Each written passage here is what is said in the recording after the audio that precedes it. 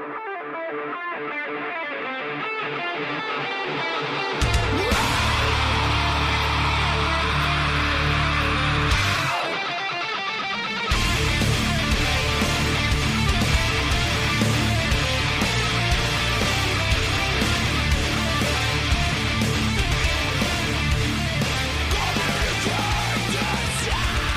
right, today is Sunday, April 23rd, 2017, and this is episode 189 of the Defensive Security Podcast. My name is Jerry Bell, and joining me today, as always, is Mr. Andrew Callett. Hello, Jerry. How are you, sir? I am super. How are you? I am doing very well, thanks. Can you believe 2 weeks in a row? It's almost like a trend. It's almost a trend. That's right. So, well, if you just weren't so damn important to your company, maybe we'd have more time. That's obviously it, yes. You were. I mean, I'm pretty sure that if it weren't for you, your company would collapse in screaming, terrified, people running in the streets, balls of fire, I think. Yes. Based on your schedule and your workload, that appears to be the case. One would think, yes. Well. I'm not nearly that important. I have plenty of free time. I think I'm just crazy, but anyway. That's a good segue into the thoughts and opinions we express on the show are ours and do not represent those of our employers. So yeah, it has been busy. Continues to be busy, but sometimes that's better than the alternative. That is true. So anyhow, welcome back to the show, and we're going to jump into some stories. So the first one I have for this evening comes from Ars Technica, and the title is Tanium CEO Admits Using Real Hospital Data in Sales Demos. Yeah. This is one of those that I really gets under my skin. Yeah. And I keep hoping that there's something else that's going to come out to make it better. Well, so I'll tell you, after having read a couple of articles about this, it's really not clear exactly what data was disclosed and when, right? So allegedly, Tanium, for some period of time, that period of time has not been disclosed from what I can tell, but apparently ended in 2015. Tanium had been using, as part of their customer demos, a console at the El Camino Hospital in California. Uh-huh. And so it's been said that there was confidential data that was being shown to prospective Tanium customers. But again, it's not entirely clear exactly what was disclosed, because there's some discussion that this was part of a test environment at the hospital, and then there's other indications that it might actually be production. But then the hospital came out and said that they're while they're shocked, no customer or no patient data was exposed. Well, yeah, of course they're going to protect their butt on that one. Well, sure. But, this is something I think that we, especially with the newer companies, you have to be really careful. Well, I think so reading between the lines, I think what happened was Tanium made a deal with El Camino to give them discounted or free services and software in exchange for setting up some sort of anonymized or abstracted demo with their environment.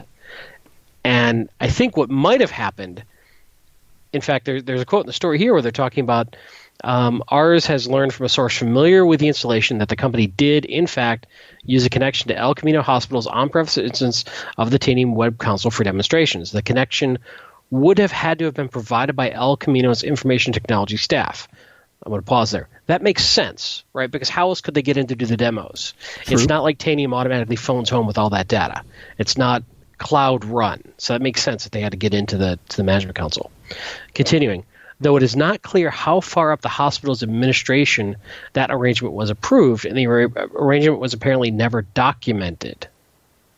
Since 2015, about the time Tanium lost access to the El Camino Hospital installation, Tanium has required that these sorts of arrangements be codified in writing.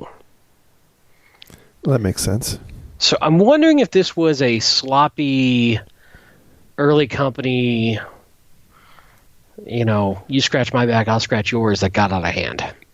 It certainly, I mean, what you just read certainly makes it sound that way. That, maybe there was really nothing suspicious going on here. It just wasn't documented, and maybe the people who agreed to it initially are gone. Right. Yeah, because the customer, El Camino Hospital, definitely came out initially saying this was not approved and not allowed, and we're no longer a customer of Tanium, and this is unacceptable. And it's almost like El Camino is starting to walk that back a little bit. Right. And saying, so I'm going to use this to sidestep slightly to another. I worked in sales engineering for over 10 years with a lot of big and small InfoSec vendors. And I've seen so many times that sales reps would not in the least bit be worried about the privacy or confidentiality of other customers. They would name drop all day long with prospects. And a non-disclosure agreement was not really treated as a non-disclosure agreement. It was treated as a qualifier for customer intent. In other words, we'll go ask that customer for a non-disclosure agreement. If they're going to go through all the legal paperwork, it means they're really interested in working with us. But once you had a non-disclosure agreement, I'd still catch sales reps talking about that customer to other customers. Right.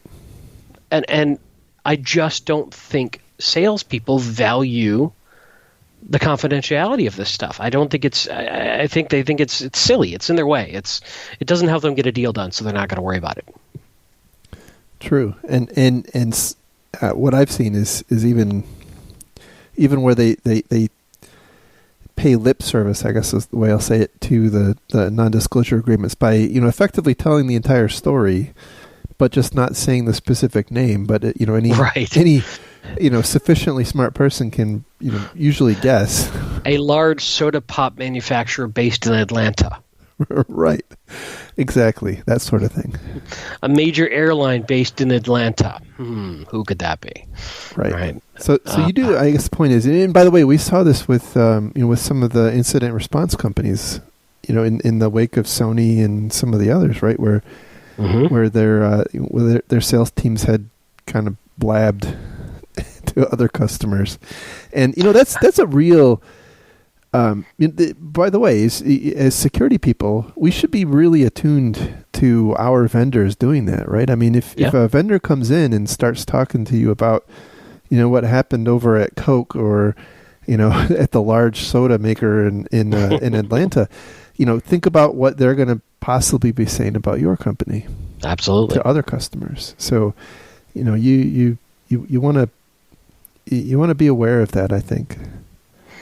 Well, and here's the interesting thing. Sales reps in general try to establish a quote-unquote relationship with their customer. And so there's a concept thrown around colloquially called a friend DA, which is sort of I'm sharing this with you because you're my friend, but understand that this is confidential information, right? Don't repeat it. Well, I could sort of make a case that there's a psychological concept of I'm sharing something secret with you to build a bond. Well, sure. Right? And that's a relationship building technique that some salespeople will use. But you're right. But we should be taking this stuff far more seriously.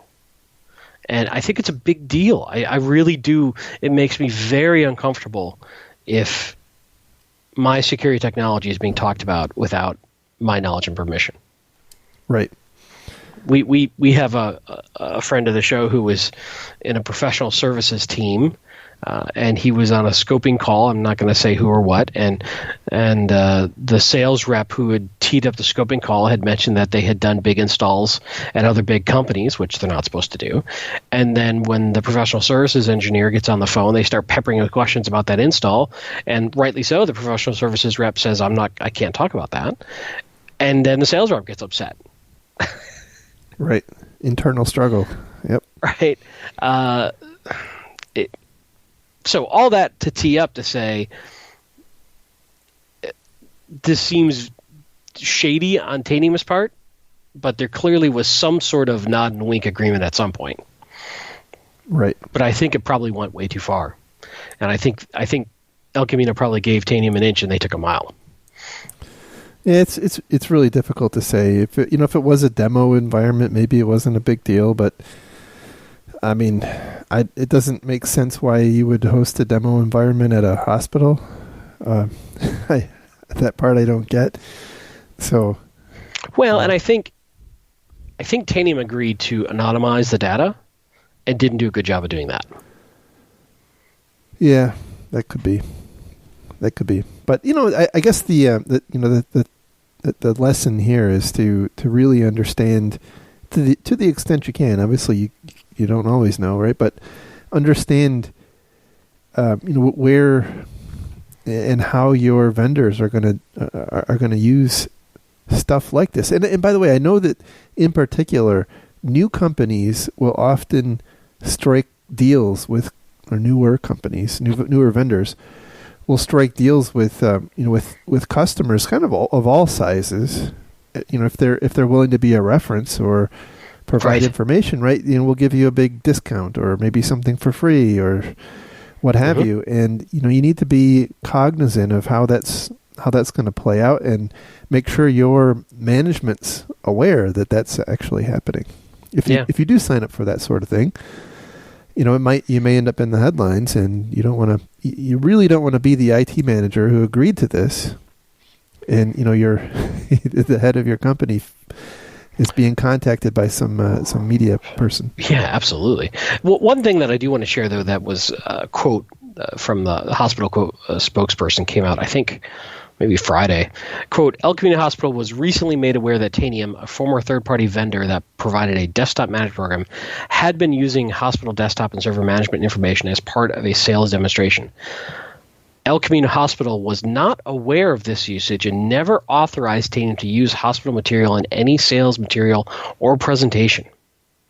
El Camino Hospital is thoroughly investigating this matter and takes the responsibility of maintaining the integrity of its system very seriously. It is important to know that Tanium never had access to patient information, and based on reviews to date, patient information remains secure. Kind of goes against the whole deal of Tanium having access to that. Yeah, I don't know I don't know where the truth lies anymore. If I had to take a guess, I bet it was a previous IT executive who's probably no longer with the company. Yep. It's the only thing that makes sense. But we don't know for sure. But, and this also kind of goes to startups. Sometimes get a little loosey-goosey when they got sales to get. Aggressive, yes. Yeah. That's right. Something to watch out for, though. You never know. And I think, this could be made even worse now that we're getting more and more into cloud-based services. Oh, that's a really good point. So where the management infrastructure for your security stuff is basically cloud hosted. Mm-hmm. Yep. That's a good point. So, anyway. Caveat emptor. All right, so our next story comes from Hot for Security, which is Bitdefender's blog. And the title here is 95% of enterprise risk assessments find employees using Tor private VPNs to bypass security, report says. So, and this kind of resonated with me because I've seen this going back as far as I can remember in my IT career. Oh, yeah. And so, basically the point is that almost every organization has this to some extent. And the net point of the report is that the employees of the average company will, really test the boundaries and trying to find a way to do their otherwise banned stuff or evade what they perceive as controls or monitoring of their activity. And so, that's, by the way, we had the APT10 thing a couple of weeks ago, right? And one of the indicators of compromise was a VPN connection, right? It was a connection to a VPN provider, and there was a lot of hoopla about that. But it was a commercial VPN provider, and so Right. so that you don't know if it's legitimate or if it's being used for malicious purposes or maybe both. And then Tor, we know Tor is has both legitimate and very concerning uses, and I would say in the average, the context of the average employee, there's really no good reason for accessing Tor in a business context, right? They clearly would disagree. Well, obviously they would, but point is, these are things that you may want to think about blocking if this is a concern to you. Yeah. Well, this goes fundamentally to, are you controlling your outbound traffic on your environment? Yes. And we have traditionally, in the past 15 years, 20 years, 30 years, whatever, focused on inbound traffic at our perimeters and limiting what comes inbound. But most people let just about anything out. And it's much more complicated and difficult to know what should get out and what shouldn't. But this is part of the reason why. Exfiltration of data, whether it's maliciously or otherwise, is on the rise. And it's always going to be a factor. If you're limiting what your folks can do, there's always going to be some subset of the users in your environment who are IT savvy enough to try ways around it. Right. And you can kill two birds with one stone. If you can spot that behavior, you should also be able to spot when some sort of malware is also establishing some sort of outbound encrypted session that you're not permitting, that you're not managing. Right. In theory. Now, there's a lot of different ways to slice that onion to solve that problem. Whether it's you're forcing everything to go through a proxy and you intercept the TLS connections and then block the stuff you can't intercept, or there's a lot of different ways to do it. But fundamentally, it's controlling your egress. Right. But this goes back also to another psychological point, which is that employees see security controls as in the way. Right. And if they can find a way around it to, quote unquote, do their job or do their stuff or whatever, they likely will. At least some percentage of your users. Absolutely. And we have the next story actually goes into that a little more. Mm-hmm. So in this particular report, which was from a company called Detex Systems, never heard of them before. They indicate that in their analysis, 60% of attacks are committed by insiders, and of those, 68% were the result of negligence, 22% were the result of malicious activity, and then another 10% the result of credential theft. It was, I would have thought credential theft would have been a little higher, but yeah, just my experience. They said 87% of employees use personal email on work devices. Now that this, by the way, is a big problem. I have seen this quite often, where if you allow people to have access to to Gmail or some other personal email account, it is not unheard of for people to email confidential documents to themselves or to other people outside of the work email system, and that is. But why would they typically do it? Because they're being malicious, or because they want to work on it at home and your security controls are in the way, or? I think it's both. Okay. To be quite honest, I think it's both. And now that's from an outbound perspective, but from an inbound perspective, there's also a big problem, right? That if your email, your inbound email scrubbing is mature. Let's say you have a FireEye or something like that on the edge of your network.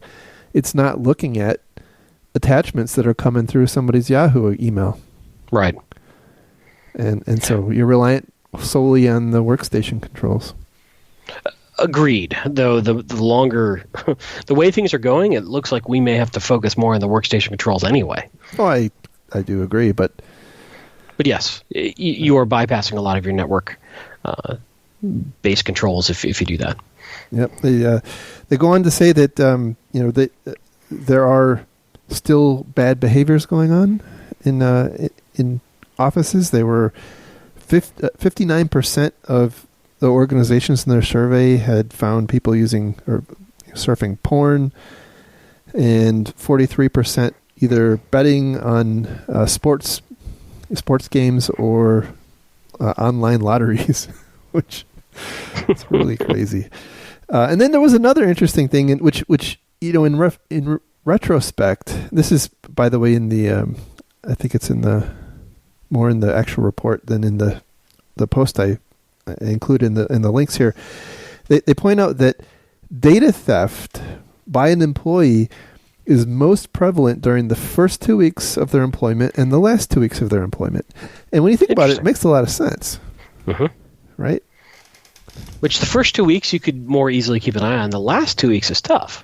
Yeah, because you don't know when it starts. You don't know. Right. You don't always know when the last 2 weeks starts. Yeah. Yeah. Yeah, that's an interesting. And this is one where it starts to, this is where now all the marketing comes out of the woodwork of, well, this is why you have to protect your data. Wrap your data with digital rights management. And because that works for smaller companies, right?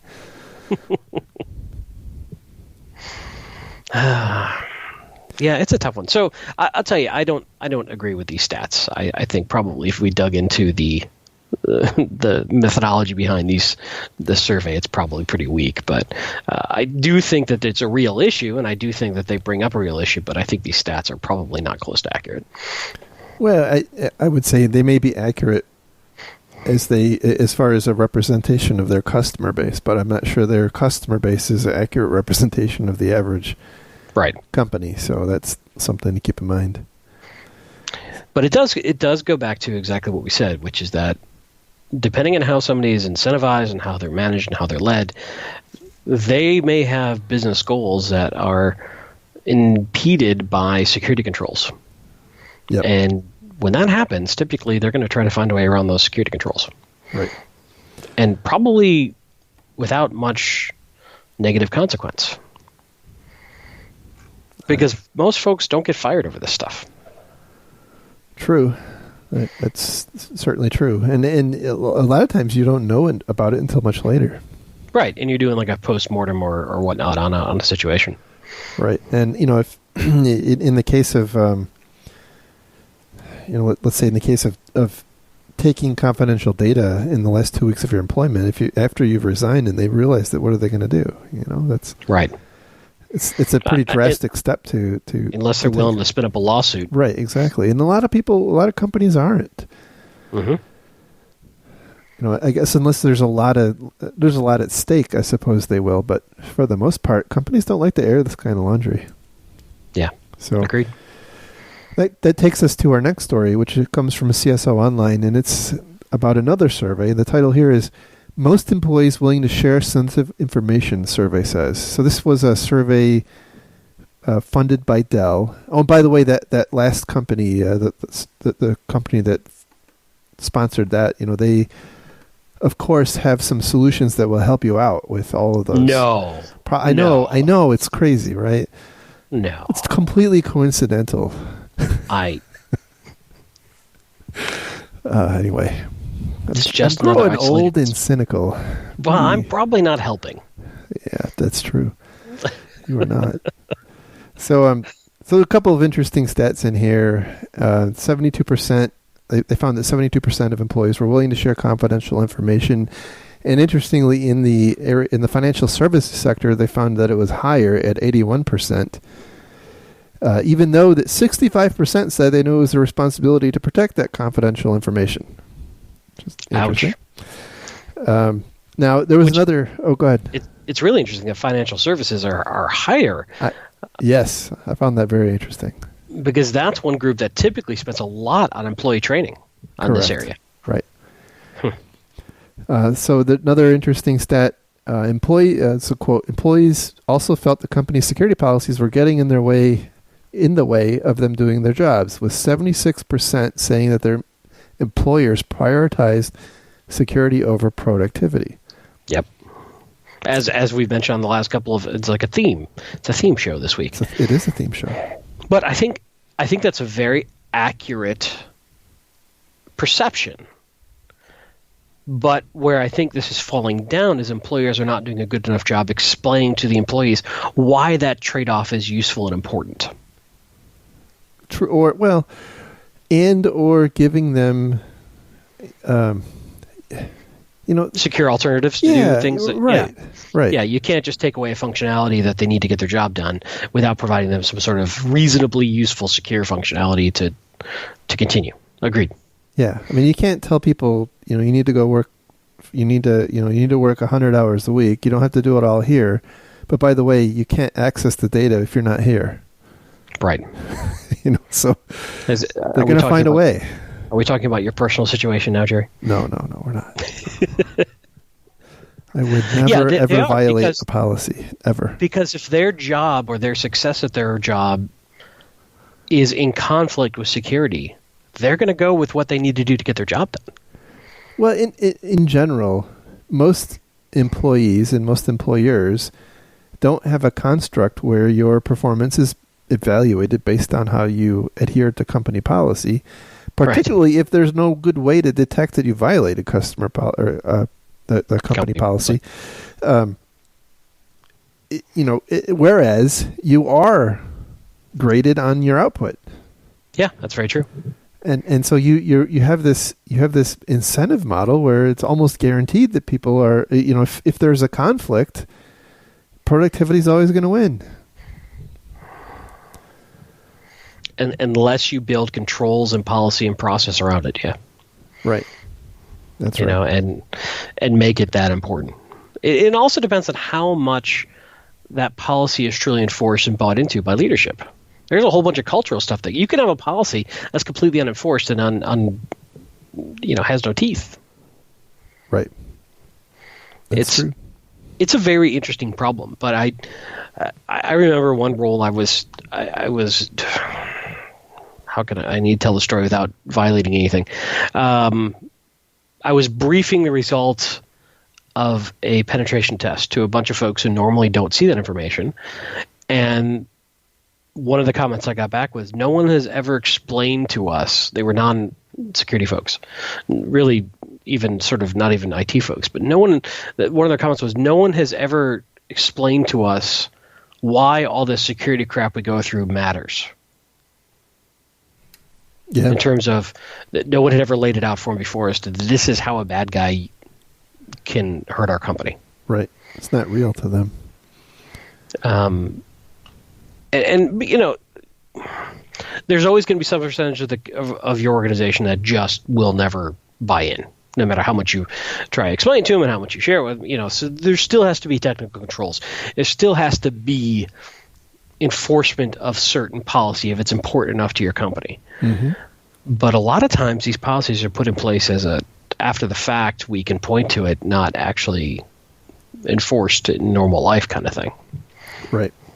So interesting segue into another set of stats. So going on to quote, in the this is the first year of the survey, blah blah blah.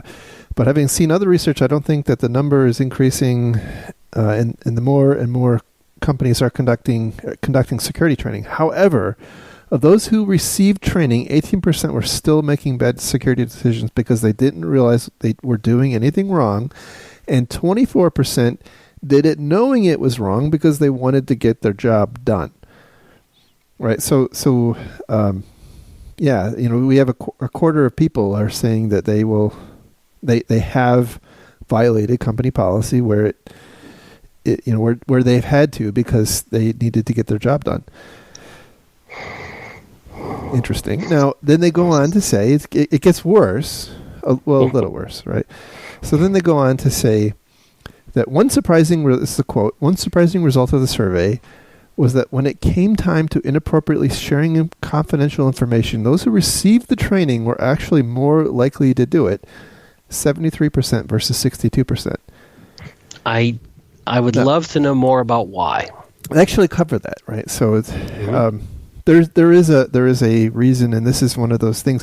I'm super glad they put this in the story because, because you read a book on this, and you would tell us about it? Yeah, but I'm not going to because they cover it right here. Oh, well, good. Well, So the survey results do show that required cybersecurity training goes hand in hand with increased tendencies toward information sharing. This is an unintuitive finding for us. However, we should emphasize that this is correlation, not necessarily causation. For example, there may be other factors involved. For example, that's really bad English. Companies where employees engage in risky behaviors may be more likely to have security training. Ah. Right? So it's not that makes sense. It's not necessarily. It's not a indictment of security training. Like if you train your people, they're more likely to go out and do bad stuff. So to truly know if that's the case, you would have to have a company that you took these stats with no security training for a period of time, then introduced security training and took these stats again for a period of time. Yeah, even that would be problematic. Well, this is why I'm not a statistician. I suck at coming up with good. Yeah, it's a really difficult thing to test. But by the way, so kind of going back to a book, right? But kudos to this article for throwing that in, because a lot of people don't do that. Yeah, going back to one of the thousands of books you read last week. Correct. So a bunch of books I've read recently have all brought up this point about the Scared Straight program. I don't know if you've ever heard of this. Right? Yeah, I watch it on TV all the time because nothing makes me happier than watching some punk-nosed bully kid get scared by a lifer con. Right. So for those who are unaware, right, the Scared Straight program was an intervention for teenagers here in the U.S. and it eventually spread kind of across the world, where rather than going to jail, they could be opted into this. To the Scared Straight program, and the idea was they would take the state or the city or county, whatever, would take a group of these troubled teenagers through a prison, and the on the prison side, like the prisoners would volunteer. So this was kind of like a almost like a job for them, right? So they had to apply for it and blah, blah, blah, right? Anyway, the idea was that the prisoners were intended to talk to these teenagers and tell them how horrible it is to be in prison and how much they hate it. And also for them to see bits and pieces of the prison lifestyle and the shock that it is. Correct. Yeah. And and in the in the end, all of this, there's lots of data collected and whatnot, and everybody, most everybody thought it was just a huge success. And it, like I said, it went across the world. It just took the world by storm. This was back in the 70s and 80s, maybe even into the 90s. And eventually some sociologists kind of took a look at it. I don't remember exactly where they were from, but I don't think it was the U.S. And they ruined our fun. They ruined the fun because they found out that people who go through, the teenagers who go through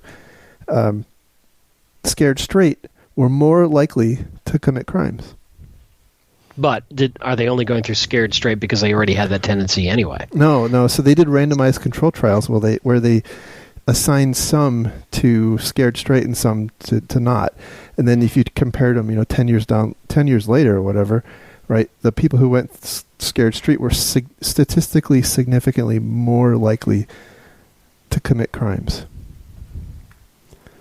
And they don't really know exactly why that is. I mean, there's some hypothesis that says, maybe it's because they thought they were, they went in there and they had to prove to themselves that it was, there was the unknown. It's not unknown anymore. Blah. So anyway, no good. But point is, the intuition, like this had a strong intuition. Like, few people would have doubted this worked. It just intuitively seems really sensible. But it isn't, and so that's the kind of thing that you have to be really careful when you. And we have a ton of that in our industry, by the way. Yeah. We have a ton of that, and it causes massive debate over and over again. And I think part of it is because most of the folks who are driving the narrative around this have an incentive model for whatever that is. Let's pick on. Let's pick on employee awareness training just for a moment. And I'm not saying that it works or doesn't work, but let's use phishing training. Everyone is bought in. I shouldn't say everyone. Most people are bought into the concept that if you train your users to avoid phishing, it helps. But any stat around that typically comes from people who sell phishing training. Yes, right? Exactly. So how do I, if I'm truly taking a scientific and sociological and statistical view of this, know if it really helps or not? I don't have any good non-biased third-party data. Really, that's true. You really don't. I mean, there isn't a good way to tell in a valid way. I don't. In my view. Well, I'll put it this way: there may be out there, but I can't easily find it.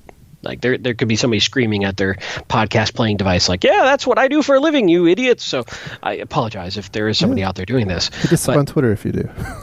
We'd love to talk about it. Yes, but this is something we rant about from time to time. That the majority of folks educating the market about topic X are the ones who sell topic X. Right. So how can you trust it? Yeah, it's a perverse incentives right there. But it's on the buyer, it's on the consumer to own that. There's nothing wrong with a marketing team to market and say what it, but we listen, we buy into it. That's on us. Yeah, but you're right. You're right. But how back into the exact snake oil days where people said this tonic made from rare herbs from India will cure this entire list of things, and eventually, that worked for a long time. And eventually, we as a society and as people, at least in the West, got enough of our own intuitive knowledge to be able to see through those scams. And it seems like we're not at that point in the cybersecurity world. No, you're definitely right. And part of the reason is, I think, because it's those same people who are fully bought into the effectiveness of their own product. And so they may very well not be doing anything overtly malicious because they truly do think that it helps. But not only are they standing out on the street selling their elixir, right? They're also writing the stories and the reports in all the stuff we read. Right. Or hiring the company to run the report, to run the survey, to write the report. Yes. Right. So it's, it's like they control the whole full ecosystem here.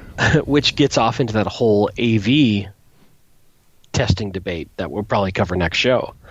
Right. Of that entire world, having a civil war right now because of this exact question. Right. So there's a new word that I want everybody to take away. It's called aruspicy, and I'm saying that this is cyber aruspicy. And if you want to, well, I don't know if I should tell you what it means or not. It's reading goat entrails. Okay, and that's basically where we're at with cybersecurity. This show has taken a weird turn I wasn't expecting. Good. I was not anticipating horizon expanding right here. I think I was not prepared to discuss goat entrails today. Okay. I think you got to warn a man before you bring that up. I think that should have been in the show notes. It was a shocker. So anyway, let's move on to our last story. I don't know that I can. I think I might just be done. I've got to reboot and start over. You can't just drop goat entrails on a co-host like that, buddy. Okay. This isn't Vegas. Well, that's true. All right. Next story. Last story. So this one comes from bleepingcomputer.com, and the title is Over 36,000 computers infected with NSA's double pulsar malware. Maybe. I mean, it's somewhere between a whole bunch and maybe none. We don't, anyway. So this goes back to what we talked about last week. There was the shadow brokers dumped a bunch of stuff, and there was a big panic that there were some 0 days, but they weren't really 0 days because Microsoft delayed the patch in February so they could patch them when they released the patch in March, but they didn't tell anybody until last Friday or 2 weeks ago Friday that this was in fact patched.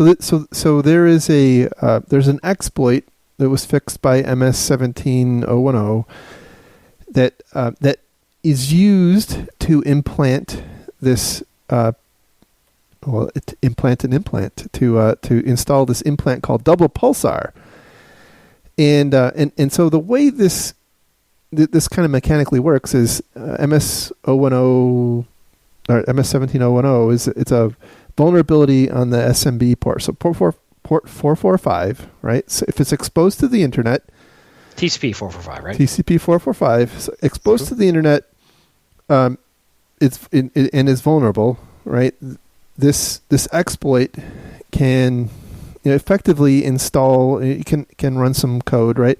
And they install this Double Pulsar implant. Now, the Double Pulsar implant is it's an ephemeral piece of malware. So if you reboot the system, it goes away, right? But while it's active,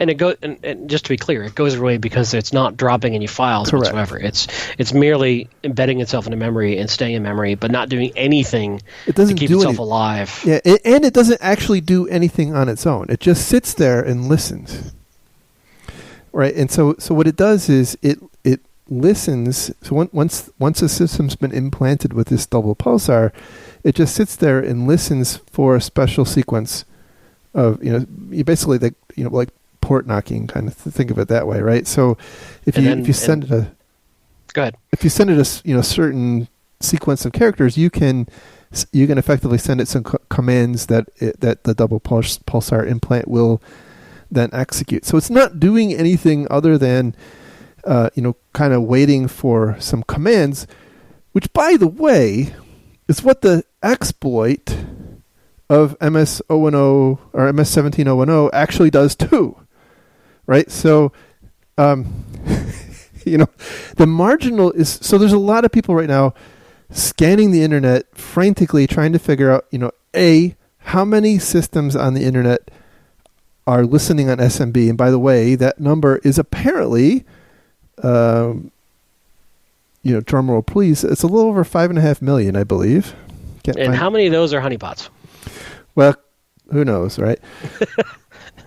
That, by the way, that stat blows my mind, that there's that many folks that either have Windows boxes raw on the internet with 445 running, or are forwarding it through their firewalls. Correct. That is stunning to me, but I guess the stats are the stats. Yeah, and then they don't cover it in this particular... but I got to think a good 10% of that are honeypots. Yeah, so it's really hard to tell, right? But yeah, so this article doesn't cover it, but some of the stats I saw, people like Dan Tetler and others talking about where they believe they found somewhere around 300,000 hosts that were vulnerable to they hadn't applied the MS-17010 patch, so they were vulnerable. And then they took another pass, and they found that 36,000. This is where the wide variation comes in, right? Somewhere around 36,000 of those systems allegedly have been implanted with Double Pulsar, and so the thinking is that after it was disclosed last Friday, the kids downloaded it and started went to town, and so there's a lot of hand wringing and fretting going on. Oh my God, we got 36,000 systems that are implanted with this piece of malware, and that's not good. But here's my concern, right? Double Pulsar, as far as I can tell, doesn't really buy you much beyond the actual vulnerability that is used to get it there, right? Because in order to get Double Pulsar onto the system, you have to exploit the vulnerability, right? And if it gets rebooted, like after it's been patched, it goes away. So it's not like once it's been implanted, it stays there, right? So if you're going to install malware on the system through that vulnerability, you don't need this, right? So to me, it's the 36,000 number is a red herring. We should be worried about the bigger number of vulnerable systems. So anyway, that's my shtick here. So are you gonna go outside and yell at the cloud now? I am. I already did. Actually. So.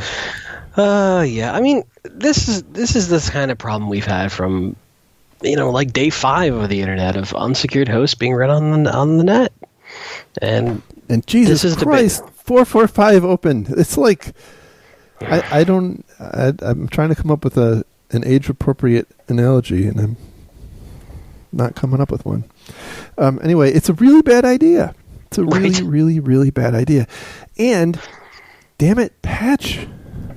I really hope all 5.5 million of these, by the way, are honeypots. But I don't think they are. And this is why I have sympathy for Microsoft's position of like Windows 10 and such. We're just going to patch your ass whether you like it or not. There's a part of me that bristles at that heavily. But the more I see this stuff, the more I'm like, we've kind of pushed them into that corner.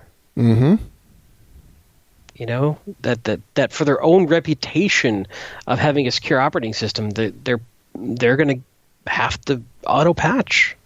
That comes with its own slippery slope and terrible consequences, and it'll be an interesting experiment to see how it works out. But I kind of get how we got here. Yeah, but this is it's pretty bad. By the way, so the way to think about this particular one, a lot of people. By the way, who doesn't have this particular problem? Linux or Macs. Yeah. Or Mac. Yeah. That's true. That's true. My Android phone doesn't fall victim to this. Just saying. It's the only thing that it doesn't fall victim to. Shots fired. Yeah. So the way to think about this one is a lot of people remember Conficker. Don't tell me how to think. Oh, I mean, go on. Conficker. Yeah. Conficker exploited MS 08067 back in the day. Mm-hmm. And it's still, Conficker still is, flares up on the internet every now and then. This is effectively very similar to Conficker, or the vulnerability that Conficker used. What if all the Conficker exploited hosts are really just honeypots set up to get exploited by Conficker? It could be. Could be. You don't know. When you do like a mass scan written by a friend of ours, not a friend, but I guess I can call him a friend. I don't know if he calls me a friend. I call him a friend. But he doesn't tell you to go away when you walk up to him, or right away at least. Well, he does turn his back on me and sort of walk away on his own. Well, but not right away. No, that's true. Anyway, he wrote a tool called Masscan, and it scans the internet very quickly for all sorts of crap. And it's amazing, the stuff that's out there. It's just raw on the net. Yep. I don't understand. But honeypots are fun if you're looking for a project. So anyway, patch your stuff, get it done. Don't expose Windows SMB SMB ports to the internet ever. It's a terrible idea. I just can't express how bad of an idea this is. But Jared, I need to RDP into my work desktop when I'm at home. You don't need SMB. I don't know. It's confusing. It just had Windows ports. I said yes. Any accept, right? That's right. All right. Well, that's it. I'm done. Forever? I got to go and take a nap now. It's tiring being an old man yelling at clouds. That's right. So thank you very much, everyone, for listening to the show. And any shout outs or administrivia you want to mention before we go? Absolutely. So first off, DerbyCon tickets are going on sale. We'll let you know when to buy. So after we secure ours. Yeah, just hang on until we tell you. In all honesty, May 5th. Be there, be square. I'm definitely intending to be there. I'll probably have to fly in from New York, but whatever. That's your jet-setting lifestyle. Yep. Let's see. And then thank you very much to all the Patreon donors. Absolutely. You guys are awesome. That still blows my mind. And thank you to all the great people that interact with me on Twitter and you as well.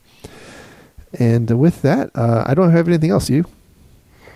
Hey, the book I've been talking about's out. The Defensive Security Handbook. Right. That's right. not in any way related to the show, even though we have similar names. It's out at O'Reilly Press. But I was very fortunate and honored and humbled to write the foreword. So don't hold that against the book. Otherwise, it's great. There's even a movement afoot to get you to do the audiobook, right? To narrate the audiobook. I don't know that works out so well with technical books. Can you imagine trying to,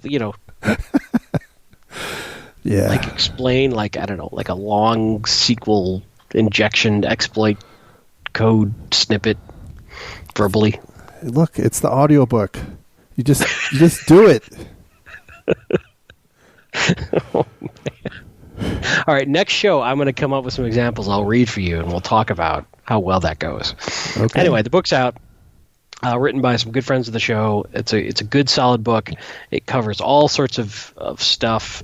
It's a good sort of primer for all sorts of different areas of InfoSec. So, hardcore folks, been in the industry a long time, still may get a couple snippets out of it, but I see it really hitting well for folks who are trying to broaden their skill set into all different areas, and it gives you a good bite-sized chunk of many, many different areas of the industry. So nobody's paying me to say that. I'm not making any money off the book. They didn't pay me to write the forward. I just am just doing a shout out. They're paying me. I conned you. I kid. I always suspected. Let's see what else. I may hopefully be at B-Sides Knoxville, Tennessee, on May 5th. Actually, the same day that DerbyCon. Oh, the same day DerbyCon goes on sale. That's going to be a problem. I'm hoping to be there. I've got a ticket. It's Friday. We'll see. Good deal. Otherwise, I think that's it. I think that's all the stuff I've got to mention. All right. Well, hopefully we'll make it 3 times in a row next week. And until then, have a great week. Thanks, everybody. See you next week. Bye-bye. Bye.